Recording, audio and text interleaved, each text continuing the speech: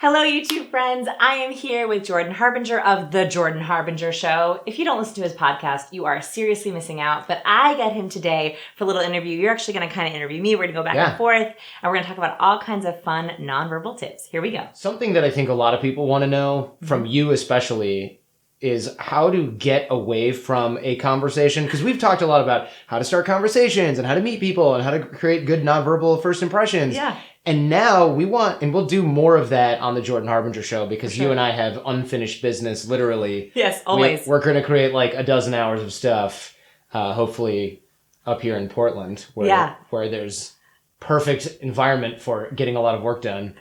Lots of rain. It makes you really productive. Exactly. Makes you really productive and also makes you just, if there's nothing else going on. You have to work. You got to work. Exactly. It's not as tempting otherwise. But people want to know how to get out of situations. We talked about getting into social situations. Let's talk about how to get out of it. Because especially for the ladies, I think there's a lot of, okay, how do I make it stop? Yeah, okay. So what's so interesting is I accidentally figured out this was a skill because I was teaching first impressions as a skill. Right? I'm like, make a grand entrance, come in and wow them, right? All like that's a skill. And then I realized that you could have the most amazing first impression, a really great conversation, but if you don't know how to exit the conversation, it ends so awkwardly. Yeah, you're like, okay, well, I'm gonna go to the bathroom. Right. And then you're like, I messed it up. Like I think the other skill is leaving a lasting last impression. Okay, so I think these are two skills, and they're very different. So here's my favorite process I call it a graceful exit. Okay, so first is you want to you want to have a cool down. You know how like in any workout, you have a warm up, you have the workout, and then you have a cool down. It's the same thing in a conversation. The warm up is like that initial chit chat, that first impression, conversation, and then when you feel that lull, right? Like maybe a couple silences, maybe you have to go to the bathroom, whatever it is, you want to start mentioning verbally. Giving them cues that we're sort of wrapping up. There's a couple ways to do this. So don't just start backing away slowly. the cool down is like a slow backup. The cool down is like, is there a table behind me? No, I got 13 feet to go. That could work. Yeah. That could work, especially if you're very graceful. Right. And we will talk about nonverbal cues too. But I like the verbal first. So like verbally, future mentions. So people subtly get this. If you're like, so what are you up to this weekend? What are you up to later tonight? Like that future mention, it gets people out of the present and it can segue into, well, that sounds great. I hope you have a great weekend doing X, Y, Z. Alone. Yes, without me there. Yes, so the future mention can be a really nice segue for them to know that that's coming, but also that you're about to then say, wish you the best with that. The other verbal thing you can do is begin to wrap up what you talked about in the sense of, wow, that project sounds super interesting. Well, I'm going to have to reach out to you on LinkedIn. I would love to hear more about that. Or, did you have a card? I would love to see that. I would love to hear more. Trading cards. Right. That is also, okay, we're moving towards the end. And then the other verbal segue is, so I'm going to follow up with you probably tomorrow or Friday. Does that sound good to you? And so you're giving yourself a runway. For a really easy exit where they can also not be taken by surprise. The worst thing when they're like, oh, wait, what? I wasn't sure we were done yet. Yeah. I noticed that a lot of interactions sort of have this natural fade out, but you don't know if the other person is on the same page, right? So if I'm talking with you and then I'm like, all right, well, we're at some conference and someone else comes up and kind of says, oh, hey, Vanessa. And then I'm just like, right, I'm standing here because they didn't do that. Or I have to be like, hi, I'm Jordan. And then like forcing my way in there because otherwise I'm standing around. Or you start engaging with that person and then I'm like, oh, I guess we're done talking now. So then I just sort of wander out. Or I go, or stand silently. See you guys later. Yeah, stand silently or you're like, bye. And they're like, oh, no, don't go. And you're like, but I was standing here silently frozen. I'm not participating in the interaction. Okay, so this is a side this is a side tip, but I actually think it's important. I think it is your responsibility if you are interrupting someone. So if you're the interrupter or if you're the person who knows both people. So it's your responsibility to make a smooth transition. So if you're the interrupter, not only do you have to be like, hey, Jordan, I haven't seen you forever. Oh, I'm so sorry. Did I interrupt? I didn't mean to. That is actually your responsibility as the interrupter to be a smooth interrupter. Because it gives them the opportunity to be like, oh, no worries. Yes, follow up with me on that. So they can finish up a thought that they might have just had. Or, no worries at all. We were bored out of our minds. So glad you're here. Right. It's like, so the interrupter has to do that. ask for permission to enter the conversation. And then if you're the person who knows both Jordan and Danielle or Jordan and Jen, I would have to say, oh my gosh, you have to meet each other. Let's see, in common, I think you guys actually have this in common. Because that, otherwise you make everyone awkward. Mm-hmm. So that's that's an entrance cue, and it prevents awkward exiting. What happens if you're interrupted by a not polite interrupter? Yes. You got to do something about that, right? So the aforementioned, oh, hey, Vanessa, and I'm like, oh, all right. My strategy is always to sort of like bull in a china shop, introduce myself as soon as everyone takes a breath. I'm like, oh, by the way, I'm Jordan. And I'm like, you should feel bad about not introducing yourself. I actually like that. Yeah. And I personally think that's really good, because otherwise I hate it. You know this. You've been in a conversation where it's a group of people and there's a silent person who hasn't been introduced and hasn't said anything. And you're like, the elephant becomes like louder and louder and louder. Yeah. And you know why it usually happens? Why I think it usually happens? What? Someone doesn't know their name. Oh, for sure. Yeah, right. This is, dang it. Like, you don't want to bring it up. Right. So what like, happens is... Who have I been talking to for half hour? This happens to me too. So like what you're talking to, like, let's say that we just met, I didn't know your name. And then all of a sudden someone comes up and I'm like, oh my God, I don't remember this guy's name. I'm not going to introduce you because I'm afraid. So then you end up standing there awkwardly. So first, I love the bull in the china shop of like, I'm Jordan, even if I remembered or not. And if you don't remember someone's name, there are ways you can subtly get around it. This isn't quite your interrupting question, but you can say, so you introduce the other person first. Mm-hmm. So I could say, Danielle, meet my new friend. Danielle, tell me about this. And then usually Danielle will ask, what was your name? Or you can say, my name is. So sometimes you can leave it up to them. I also have a rule with everyone who I'm close with that if I introduce them first, I do not know the other person's name. That's a cool hidden rule, but you need to have it established beforehand. Usually, but not always. So like, for example, my husband is the best at this. He knows this really well, that if he walks up to me and I'm like, this is my husband, Scott. He knows before to even give me a chance to say, hi, what's your name? Ah, nice. Jen, we got to steal that. All of your wingmen, all of your wing ladies, they must know that rule. Luckily, even if they don't know the rule, you can try it. And it usually works because you introduce them first and you kind of give them the floor and then they go, oh, hi, what's your name? So it like kind of puts the onus on them. So names really helps, even if you don't know. But right, because no one's ever going to go, oh, so what's this person's name if they're standing right there? They're never going to do that. They're going to ask the person, what's your name? Right. And then you're like... Or they're even more awkward than you forgetting their name, so then you're off the hook. Yeah, then you're like, God, weren't they weird? Who does that? How rude. In front of you. Also, I'm a big fan of like, don't know their name. I'm just going to take a long... Yes. Drink of water. Yeah, and then also when you're drinking water, other people know they have to talk.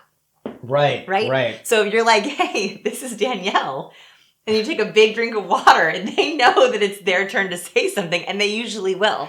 Just going to take a nice long sip of this. So if that happens in an interview, it means I don't know what to say. It's your turn to talk. Yes. Oh, I love That's what that means. You were talking about interrupting. Right. So if the question was... Yes, if you're the smooth interrupter, great. You're supposed to do that. Oh, excuse me. Hi, my name is this. Rope everyone in. But what happens when someone just plows in? Hey, Vanessa, I haven't seen you in so long. Because you step back because you're polite, or the other person steps back because they're polite. And then since I've stepped back, I'm just losing social status like every second that goes by. That's true, yeah. And I'm not wanting to be obsessed with social status, but it is at some point you just feel like, okay, I feel like such a schmo. Yeah. I'm furniture now. It's been a minute and a half. It's so weird. No one's talking to me. Yeah. Am I supposed to just leave now? So there's a couple different ways you can think about this, and I actually like to break it down really specifically. Mm-hmm. So first, you're breaking into a group. Let's talk about a group of people. Yeah. So my favorite strategy with a group is if you enter into a group that's in a conversation, most likely you will be sidelined because the group flow doesn't want to be like, oh, who's this new guy standing around? So what I like to do is in a group, actually sidle up to the one person who has very, very open body language. So usually there's one person in the group that like has their shoulder kind of out, like they don't have a closed circle. They might be kind of looking around, overhead gazing. There you're in. So I will usually make eye contact with them, sidle up to them and say, hey, you look like you're having a fun conversation. Can I join? That way I'm making this person my introducer. Yeah, they're now responsible. They're responsible because they're not going to go, no, it's obviously private. You're in some sort of networking event. Right. And then also they're kind of, and they will take a step back, put their arm around and say, yeah, come on in. So the other group knows, oh, this person has been accepted. So I almost always will never cold approach a group because no one knows what to do with you and no one's taking responsibility for you. Yeah, I like this. I've definitely done my fair share of cold approaching groups in a past career as a guy who cold approaches groups of people. But the trick always at that point, and this is far less graceful than what you explain, is to find the two people, like you mentioned, if there's one or two that are sort of more open, and just sort of place two fingers, one on each of their shoulders, and they will naturally turn to face you. And so then like this? Yeah, really just like this. Yeah. And they'll open up and let you in. But then you can't just stand there and be like, continue. You have to, you have to, at that point. Carry on. Right. No, don't mind me. You have to at that point be like, hey, I'm Jordan, by the way. Sorry, I realized I haven't met you guys yet. And even if there's absolutely no reason why you should have met them already. Yeah. If you're at an event or any kind of mixer, then people will go, oh, right on, because it's kind of what you're supposed to be doing. Yes. So you can just kind of confidently stroll in there. And then what I've noticed at years of doing this is if you get into a long or extended conversation with one or two of those people, they'll go, so how do you know everyone else here? And you realize at that point, they have no idea that you just met everyone. Yes. And that's everyone's objection is, oh, well, it's going to be weird. No, every single person in that circle assumes you knew one or all of the other people in that circle. Yes, and it's the same thing when you make someone be your sponsor. They think that you knew the sponsor. Right. Right? Like, whether you did or not, they just go, oh yeah, like it's a friend of a friend, which immediately gives you social proof and immediately gets you in. I also think if you're brave enough to say, oh, hey, by the way, like, I'm Vanessa, cool. The other way that you can do it is the kind of the warm-up. So one thing that everyone loves is when people laugh at their jokes. Yeah. Everyone loves it. People love laughing when you laugh at jokes. They love oohs and ahs. So what I like to do is I might not like say like, hey, I'm Vanessa, just here, but I'll make sure that I am demonstrative with my social approval. Okay. So I laugh, I make more eye contact, I ooh and ah. So by the first few seconds of a conversation, you actually are already in the group because people are like, oh, she's a laugher, she's a supporter. They feel like you're already in there. And then what you can, if you really want to, is then add in like little interjections like, oh, really? Interesting. Wow. You're already in the conversation then. Like whether or not they know your name. And then after that you can say, oh, by the way, I'm Vanessa. So nice to meet you. Yeah, that's nice and smooth. So it's kind of like the slow warm up. So I do want to bring up a really interesting kind of interruption that happens a lot. And I have very specific cues for this. I don't know if anyone watching has an interrupter in their life. So this is someone where you're in a conversation. I'm that person, but yeah, go ahead. Sorry to interrupt you. Continue. You are an interviewer also. So yes. It's your show. You're allowed to interrupt me. I'm like, oh, she's getting too much attention. Let me fix that right now. Let me add in my really witty, smart anecdote. Okay, so if you have a Jordan in your life, all you have to do... I'm just joking. You're not actually that... Long, extended sip of water. No. So I'm talking about... This is like a really bad interrupter. This is someone who... They'll literally ask you a question, and while you are about to launch into it, they just like go into their next question or they go into their story. You know those people. They're rough. So I have a couple people in my life, so I have a couple strategies I thought I would show you that are my favorites for these. Let's do it. Okay, so if you're with someone and they do that to you, one thing you can do verbally to prevent them from interrupting you is what's called bookmarking. So do you know about, I've used bookmarks before. Okay, this is a emotional bookmark. Okay, so an emotional bookmark is you basically tell someone how long you need before you start talking. So for example, if you say, actually, I've lived in 3 different places. Someone says, where are you from? Right, it's very common. Where are you from? Actually, I've lived in 3 different places. They know they cannot talk until you've gone through all 3 places. Or if you say, oh yeah, so there's actually 2 different phases. First, they know that there's a next that's coming. So you're like table of contents-ing your next sentence. Yes. Or next few sentences. Yes. And they know this, so they mentally prepare, I have a few seconds off. A lot of the times I think interrupters interrupt out of fear. They're afraid of silences. They're afraid of being boring. And they're afraid of running out of things to say. So in their head, they're like constantly active of thinking the next thing. And so once they come up with it, they want to ask it or share it right away. But if you say, I have 3 things, or I have 2 things, or first, second, they will be like, oh, I have a break. Right? Like this person's going to probably talk for the next 30 seconds. I'm good for 30 seconds.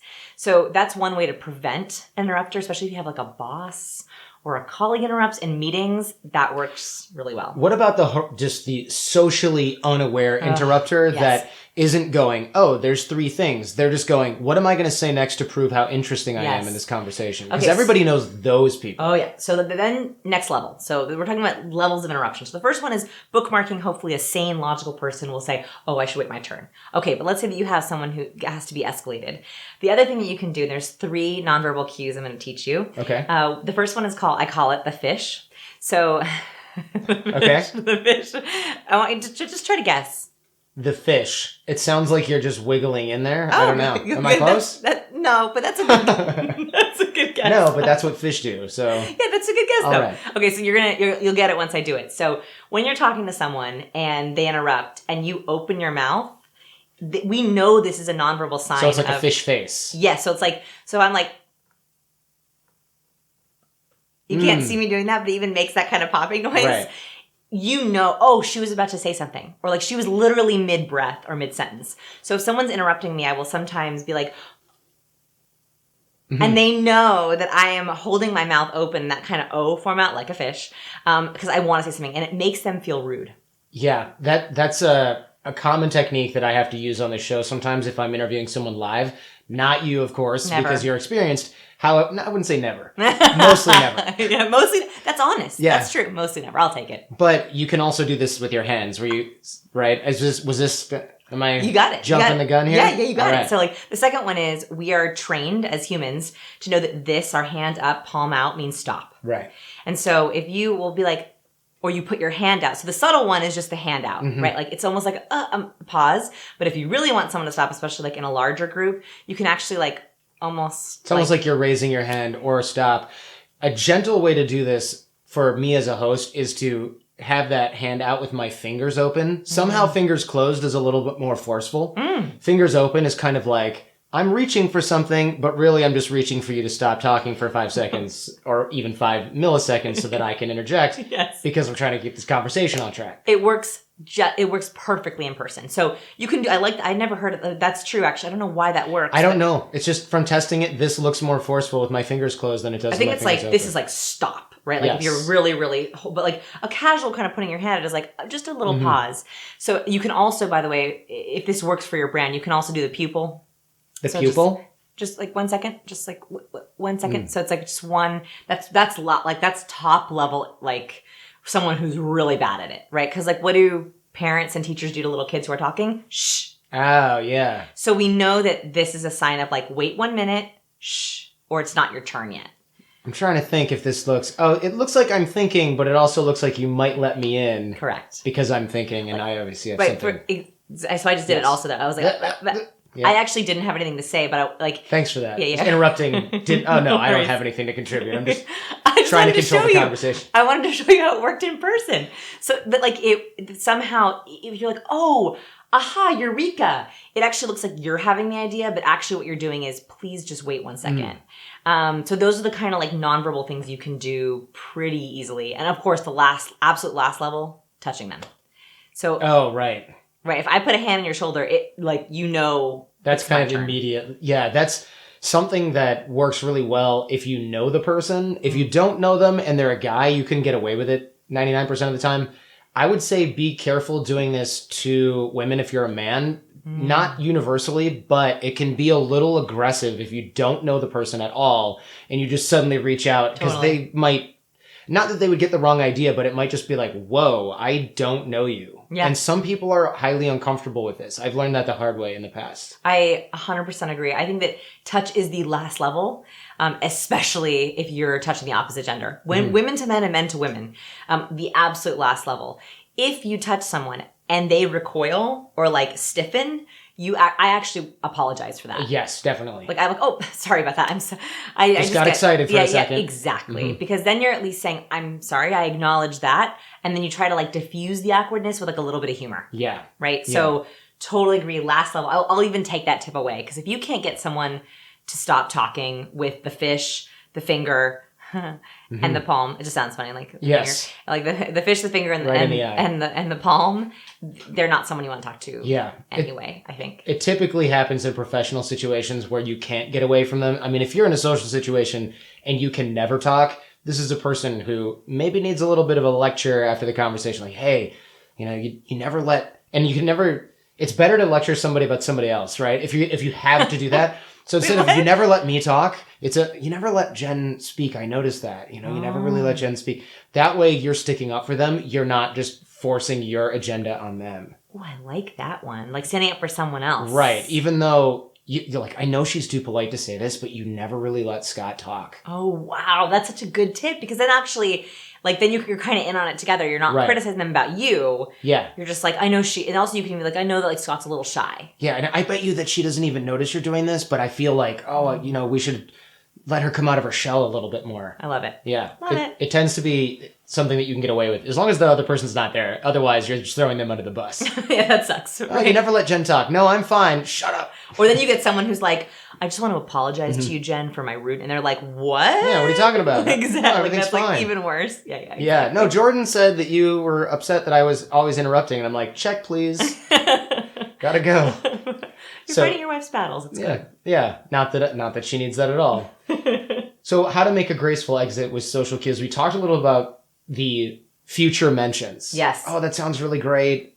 Yeah. Have fun with that. Or that sounds really exciting. I hope you enjoyed that. And then follow-ups. All right, I'm going to get back to you on LinkedIn or give me your card. I'll make sure I follow up tomorrow. I want to get a couple more clear verbal exit strategies. So we already have a great time with your weekend plans. Here's my business card. I'm going to follow up with you on LinkedIn. I'll be sure to follow up on this. Good luck with your project. What other ways can we sort of gracefully slide out of something? Maybe we're not in a business situation, so we don't want to follow up, or they don't have some project that we're going to follow up with. We just want to get the hell out of there. Yeah. So one of my favorites is like a very soft compliment. So like, for example, oh my gosh, that story was amazing. I like made my night. It was so great talking to you. Thanks for making my night.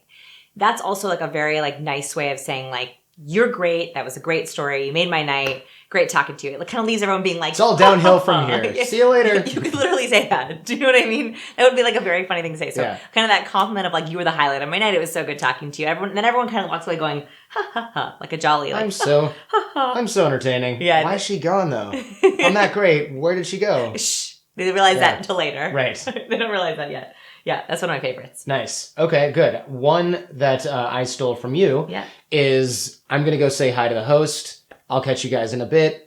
And you don't have to catch them in a bit unless it happens organically. Exactly. And no one's going to be like, how rude. She went to go say hello to the person whose house we're in. Exactly. How dare you? Exactly. So that's like one of my favorites. Fill in host with the boss. With and you can also do this with, oh my gosh, I see one of my old college friends. I have to go talk to them before they leave. Or like, it looks like my friend's about to leave. I want to say goodbye to her before she leaves. All of those are very legitimate reasons to go meet someone else. And it gives someone like, oh, okay, like they have another purpose. Same with, I'm going to go refill my glass. If your glass is on the empty, people actually do usually notice it. And they're ready for you to say, I'm going to get a refill. Do you want to join? Or like, should we chat later? So you can also use that as an example. So refilling your glass, going to the bathroom, getting something to eat. I almost always am a grazer at these kinds of things where I can easily refill my plate as opposed to sitting down and having one giant meal. Ooh, good strategy. Because it kind of gives you an out. Yeah. A little bit. Oh, these pizza rolls are really good and they're going fast.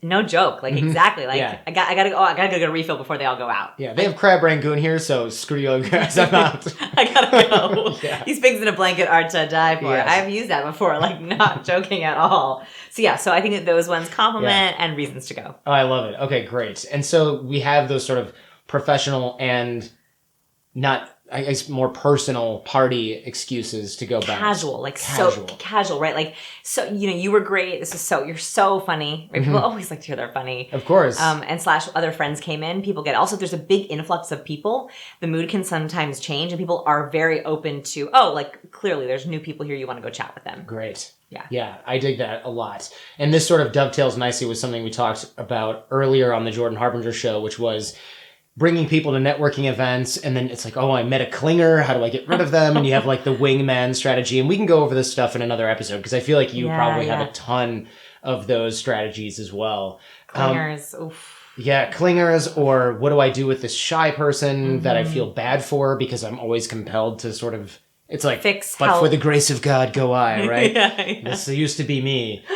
How do we show somebody that we are not attracted to them with social cues? I think we can talk about attraction and dating stuff, maybe even in another show, because that's a whole unit. Let's save it. But a lot of, especially females who are networking or in professional situations, have a problem because they're going and they're talking with people, especially if say you're a female engineer and everyone around you is a guy, you want to maybe draw a hard line. Or even if you're just in a mixed crowd, you really don't want to have even that thought in your head that somebody might mistake your intentions is got to be really uncomfortable. Yes. Okay. So first of all, this works for both sides. One, you don't want people to think that you're hitting on them. Yeah. And two, you want to make sure that you're observing someone like, oh, I want to make sure they're not attracted to me either. So this works with both sides. So there's one first nonverbal cue that is the most, it's not flirtatious, but it is one of the warmest cues that we have. Okay. And it is nodding. So, especially in Western cultures, in India it's a little bit different, but in Western cultures... Yeah, you have to do this weird sideways nod. Exactly. I can't even do it. I always make the exception. I always say that out loud because on YouTube otherwise, all of my followers from India, they're like, but not in India. So I know not in India, it's a little different. But in Western cultures, the up and down nod, the vertical nod is, yes, I agree, I'm listening, I'm with you, I'm here. Right? The no nod is side to side. So the more that we are nodding, the more someone feels like they are literally into us. They're into what we're saying. So this is great for professional rapport. Sure. But when you pair nodding with a couple others kind of flirtatious cues, lots of smiling, extra loud laughing, any kind of physical touch. So haptics is the fancy word for touch. Okay. And so anytime that we have physical touch, this could be arm touches, this could be shoulder touches, this could be hugs, this could be cheek kisses. Those add as sort of accelerators for the nod. Like you get that kind of oxytocin, we get oxytocin from our touch.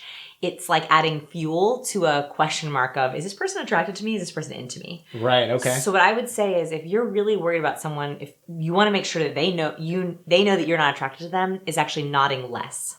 So having a very, very still head, it's hard to do actually. Yeah. I feel like I naturally am always nodding. Right. And I also as well. So 2 or 3 years ago, one of my New Year's resolutions was to nod less. How do you even build that practice? Here's how I think you do it is if you think you are a bobbleheader. So like, it's not only very submissive, it's also can border on, I'm into you, depending on what it's paired with. It's really hard to just stay still, right? That's really hard. Yeah, it's a little awkward. I'm holding my face still right now, so I don't It's working. Nod. Yeah, it is working. It's working. It might look a little awkward because I'm gripping my chin. This is called the Hillary Clinton. I'm deep in thought. This or this. Yeah, you're deep in thought. So actually, yes, you can hold your chin. That actually works. What I do is I'll do the head tilt. So it's actually, we usually don't nod when we're head tilting. Right. It's a little awkward. It's a little awkward. So the moment you head tilt, it still looks like you're engaged, still looks like you're listening, and that's like exposing your ear, which is listening, but you're not, it doesn't feel like you have to do the nodding. So if I feel myself, even in this interview, nodding too much, I'll just slightly tilt my head towards you, and that makes me hold it in that position as opposed to nodding. I like that a lot. I found myself nodding when you were nodding because we're doing mirroring stuff, because we're good friends and we're on camera in this sort of artificial situation. There's also, have you seen this thing where like if someone goes like this with their hand, the other person like cannot help but nod? I really resisted it right there. Yeah. You were holding your finger. I was forcibly not doing it because we're talking about it. Yeah, the reason I mention that is because if you're a very handsy person, like I talk a lot with my hands, and I'm doing this without even realizing I'm doing it, I'll see the entire group will be like, and like it's a little cultish. So also be careful if you want to discourage flirtation or attraction, to also a little calmer with the hands, not doing this kind of a gesture because it automatically makes people be like, yes. And when we say this kind of a gesture, the video is worth watching. It'll be embedded in the show notes, but we're looking at this sort of hurry up, winding the clock finger or hand movement where you're doing, how would you even describe this? It's like stirring soup horizontally. Yeah. That made it more confusing for sure. No, it didn't. How would you stir soup? You would stir it like this. Okay, and now do it horizontally. That's it. If you're holding this, okay, I'll give you that one. I'll give you that one. Win for Vanessa. Right. Soup that defies stirring soup in space because it's not spilling out. If you're stirring soup in space and there's no gravity, that's what that gesture was. Very useful reference point for most of my listeners. You're welcome. Most of my listeners have spent at least 6 months to a year in space. You're welcome. Yeah. Okay, good. All right. So we show people we're not attracted to them by nodding less. Nodding less. Smiling less. Smiling less. So I want, can we like dive into smiling for just a second? Because I don't want people to be unfriendly. I know. So I really struggle with smiling specifically because on the one hand, you're told from a very young age, especially women, are told smile all the time, be friendly, be likable. And so when you first meet someone, you're told to smile, right? Yeah. Every first impression article ever says smile. And then on the other hand, research is pretty clear that smiling is more of a submissive nonverbal. Oh, crap. Yeah. So you can be friendly and submissive or unfriendly and dominant. Right. Now, I don't like that choice, and I don't think it's that black and white. Sure. But I do think it's something to keep in mind. So, for example, typically, if you're in a room, and whenever I am in a room, I always try to cold read the room. This is like the best nonverbal practice. See if you can figure out who the boss is. See if you can figure out who has a crush on who. Mm-hmm. See if you can see alliances. It's a really helpful nonverbal strategy. You'll often notice that more people are smiling towards and at the boss, and the boss is smiling at no one. Typically, not always. Sure. And that's because subordinates just do. Like when I'm with a VIP, I'm like, ha ha, like I'm a grinning fool. Mm-hmm. And that's because it's seen as like a non-threatening, open gesture. So I like smiling upon first impression. I think it's great to have that immediate like warmth. But I really caution being careful for smiling in a conversation unless you genuinely feel it. The worst is when you have someone who has that maniac smile on their face. That's Is that right? Maniacal? Yeah. They're like, aha, tell me more, please. And you're like, you think they're crazy because they might be crazy. Yes. Yeah. And so I say to be careful with smiling for attraction, but I also say don't hold a smile because you think it makes you more likable. Because actually that comes across as more inauthentic and more disingenuous when you feel like you should smile, so you're holding this fake smile. We would much rather reserve a smile when you actually think something is funny, when you're sharing a story about something you actually care about. That is a much better way to interact, and it kind of hugs that line. You're not being dominant, right? You're not smiling at all. Sure. But you're not being totally submissive and passive. So in attraction cues, it's even more important to only hold that smile for when you really mean it. And for women especially, don't give the guilty laugh. The guilty laugh? Yeah. What's this? So the guilty laugh is when a man or a woman tells a joke or says something that they think should deserve a laugh, but you don't really think it's funny, so you laugh guiltily. Okay. You seen this before? I'm sure I've done it before too. Yeah. Yeah. And I can now feel myself doing it. And this takes a little bit of practice getting out of. But try to notice yourself doing it. So I find that it often happens when people make the same joke I've heard a million times before. Like, for example, I'm from Portland, Oregon. And so without a doubt, if I'm at a conference and I'm like, oh, I'm from Portland, someone maybe 1 out of every 20 times will go, oh, the land of the hippies. Oh. And I have a choice in that moment. Right. I can just look at them like I'm annoyed. Or not a good way to make friends. Not a good way. Or I can be like,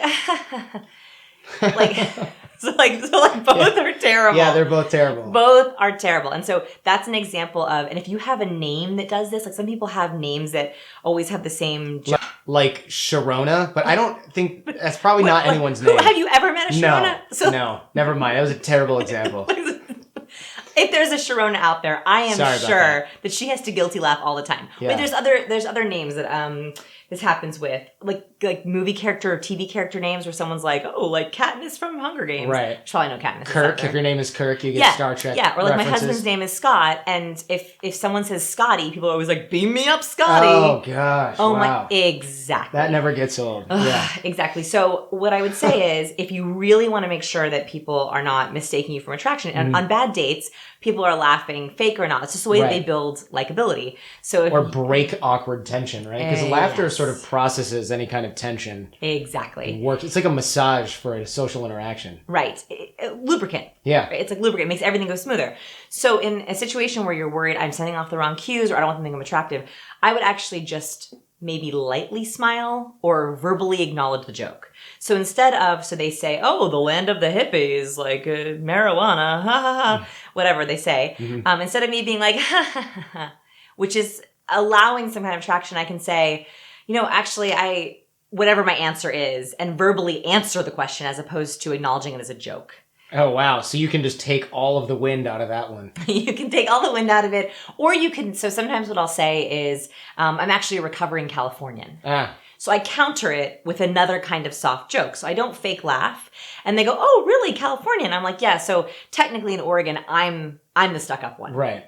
And then we're in a conversation that actually is more interesting. I didn't have to fake laugh. So that's usually what I say is, oh, actually, I'm a recovering Californian. Yeah, it moves things forward instead of just throwing the ball back to them. And it keeps it professional. Right. Oh, she thinks I'm funny. Let me keep doing it. Right. And that's what happens. If you fake laugh, they'll keep throwing out those really silly, corny jokes. And then all of a sudden you're like, are we flirting? Yeah. Wait, what? Like, I am an unwilling participant in this flirting interaction. I do not want this. And then all of a sudden when you want to leave, they're like shocked. Right. Like, she's into me. Yeah, exactly. She laughed at everything I said. So do not guilty laugh. Good. I'd much rather you take it verbally. And a lot of guys do this with people that are of higher social status or perceived status. It doesn't result normally in an attraction kind of thing, but it really makes you, it cements you as the submissive one in the interaction. Yes. I will say, like, I've been around what I consider VIPs. VIPs are usually like scientists that I love. Like, I joke in my book that I'm obsessed with Dan Ariely. Yeah. Dan knows this story, by the way. I met him for the first time and was a total giggling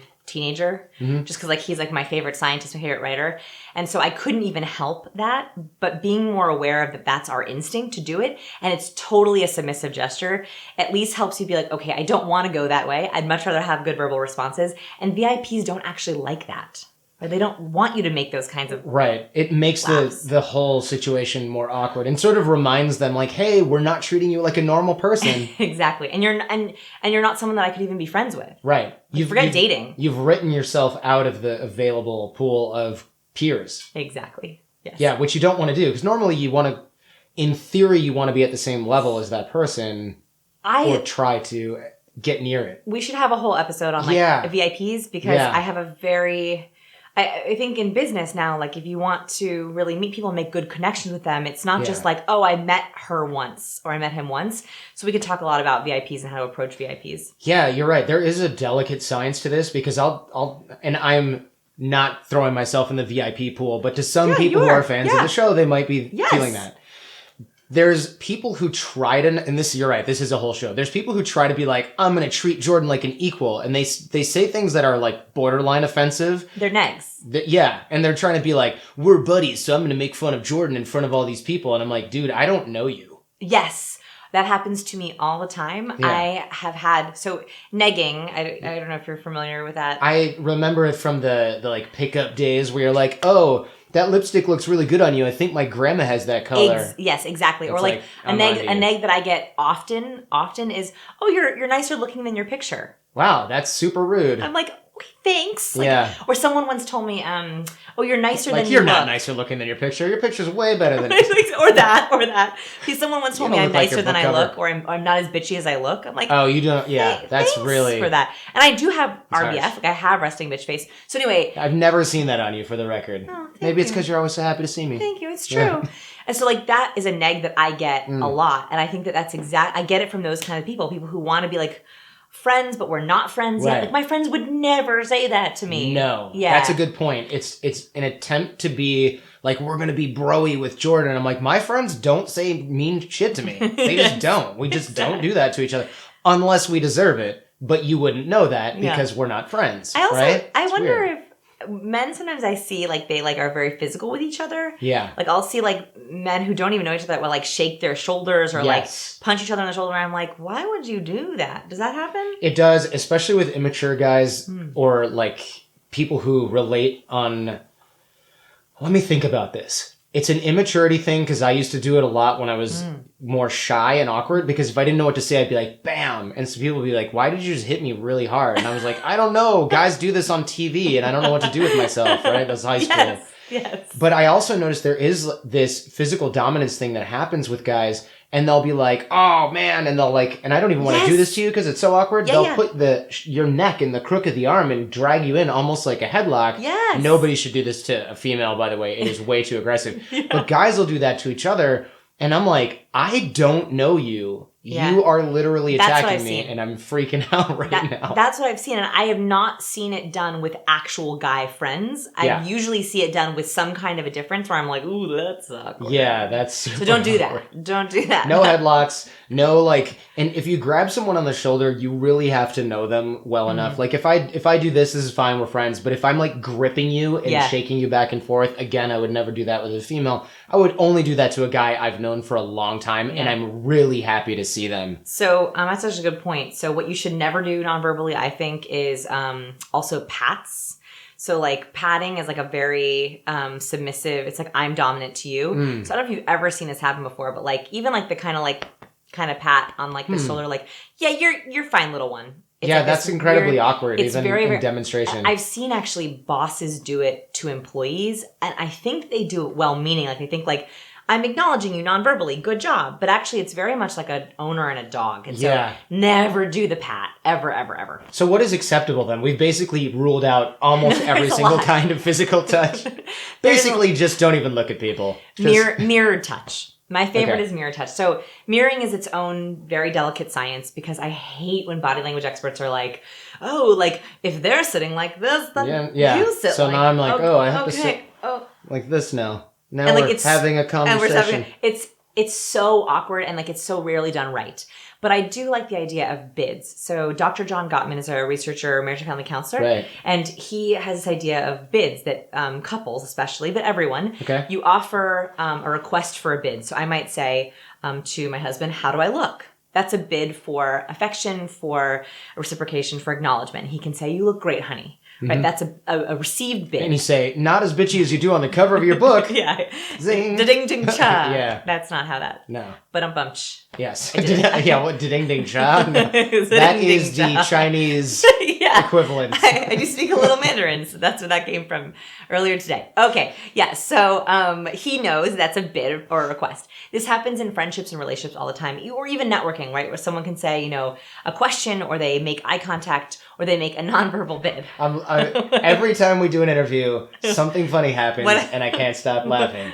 Sitting, zing, cha. Still going on that one. Cha means tea. It does. It's a special kind of tea in Chinese. Yes, and I appreciate you trying to get my brain back into a logical mode so I can stop laughing and continue the conversation. It's okay. You can always laugh. All right, so bids. So bids. So I think bids happen all the time. We should be better at recognizing them. And this is something that I preach and teach a lot, which is any small bid that's offered should be taken with gratitude and held and received. So for example, if someone does this to you while they're talking, that's actually a bid. So reaching out and touching my upper arm. Yeah, reaching out and touching an arm, or putting an arm on the back, or even like, putting an arm on a hand if like you're talking. Women will do this. Can you do this with me just so sure. So if you hold up both of your hands. Like this? Like let's say that you're holding your glass, or we're networking. Women will sometimes do this where you just shared something really personal with me, and I'll hold both your hand and go, oh, I'm so sorry, or I know this. It's almost a way of having a hand hug. Mm-hmm. I like that. And if you're wondering what we're doing, watch the video embedded in the show notes. It's really good. It's a hand hug. You can't get that anywhere else. Here's another hand hug. You want to see it? Yes. That's a hand hug. That's I wasn't totally sure what to do there, but keep your hand straight and then put your thumb like that. That's a tiny little hand hug. Yeah. Okay, so that is anytime someone reaches out and touches, it is a bid for connection, for affection, and I like mirroring that bid with a reciprocal touch. So either you can touch the hand that they touched you with. So if they put their hand on your shoulder, you then tap my hand. Yes. Oh, yeah. Right, that's a way of... I receive it. You receive it, or you can then later or immediately then also reach out and give them that touch back. So I try to only do touch or haptics as reciprocal bids as a way of saying, I feel you, I hear you, we're on the same page. So how do we know who starts then if we're only reciprocating touch? This is a personal rule of mine. I try not to be the first to break the touch out of respect for people who don't like touch.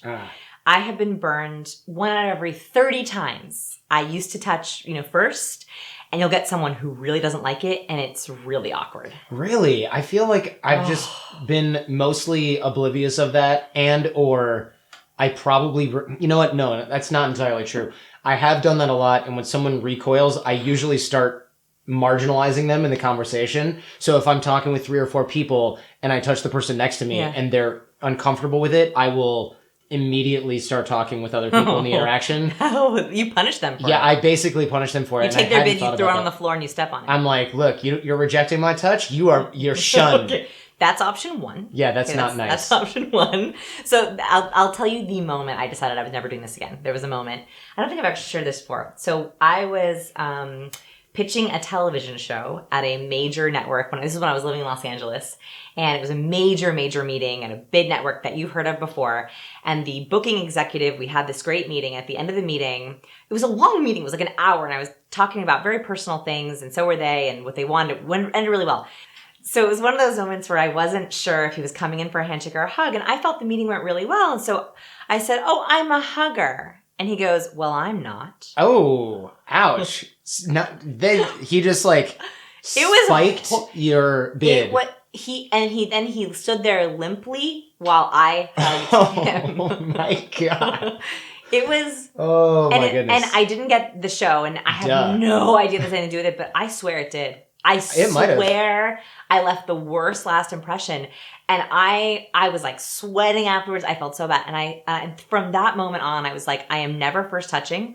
I'm always making sure that I respect it. Because like maybe he had like some, people have trauma. Yeah, like, sure. I mean, it was rough. And so I thought to myself, you know what? For anyone who's had any trauma, I'm always going to respect them and let them touch first. I'm surprised. But he said, "I'm not." And then you just hugged him anyway. I was already here. I was like, okay, so put your hand. I was all like, right. With this. And I was like, "Oh, I'm a hugger." And I was here. That's where it was. We were like already You're hugging. assaulting me. That's where it was. And I was literally hugging him while he like limply stood in my arms. Oh, I feel the creepy crawlies on my body. It was horrible. Now. And so that's why I say my advice is to try to wait if you can. But if you're a very, very touchy person and that's how you interact with someone, it could be actually, going back to your option one, maybe that's a way that you can test people out. Right? Yeah, sure. Like, although I will say in professional settings, touch far, far less than in personal settings. Yes, please. Because in personal settings, I can always go, "Whoa, I made that person really uncomfortable." There are virtually no consequences as a result. But if you're closing a real estate deal and you hug someone and they're like, "Wow, that was incredibly awkward." Now, well, congratulations on you meeting your new boss and totally... Exactly. Or me not getting a television show. Right. Because I hugged someone wrong. Yeah, well, I guess you're going to have to go crush it on YouTube, which you've done. Screw you, Boom. NBC, or whoever that was. It wasn't NBC. Okay, got it. You're like looking at me. I'll tell you what it was later. Yeah. No, I'm like, it's a three letter. Oh, that narrows it down. Yeah. Exactly. I got it now. Vanessa, thank you so much. We have hours of this stuff. We're going to do a lot more. Yes. Because every single thing I feel like we create together is freaking gold. Magical. I was going to say magical, but then I thought it's too cheesy. Za-ding-ding-cha. Za-ding-ding-cha. I'll get a special tea. Yes. For sale at jordanharbinger.com and right. signspeople.com. Thank you. Thank you.